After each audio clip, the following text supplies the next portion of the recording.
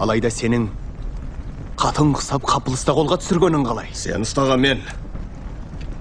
Басыңды да мен шабам. Ағамның қаны мойныңда. Менің қалқымның қаны кімнің мойнында? Оны мен жекпе-жекте өлтірдім.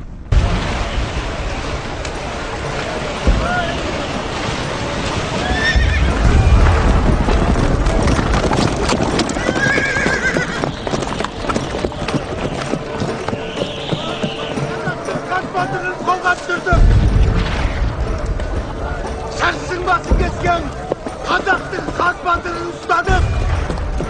Құдайым берді ме? Қалайық, сүйінші! Қуан халқым! Қазақтың баһадүрі қолға түсті!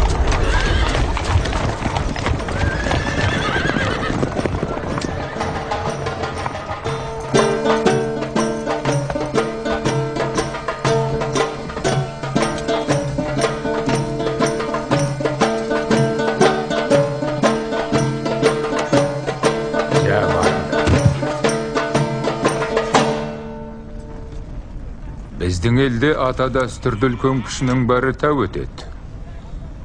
Ұлықтың алдында кішік болып, тағзым етсе жарасар. Уәжің дұрыс. Қазақ босақ аттағанда қолын кеудесіне қойып сәлемдеседі. Амалым не? Қолым байлауда, басым айдауда.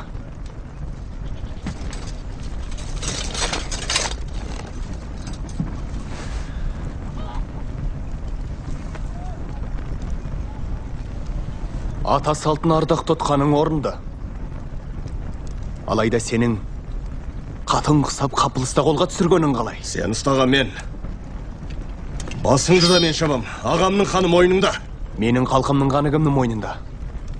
Оны мен жекпе-жекте өлтірдім. Мен дала заңына бас ұрған жанмын. Қолға түскен төре тұқымын өлтіру шын баһадүрға жат қылық. Сондықтан шарт біреу. Ерлігіңді көрсетіп еркіндік аласың. Болмаса ез болып, босаған бәшірейсің. Қала өзіңді.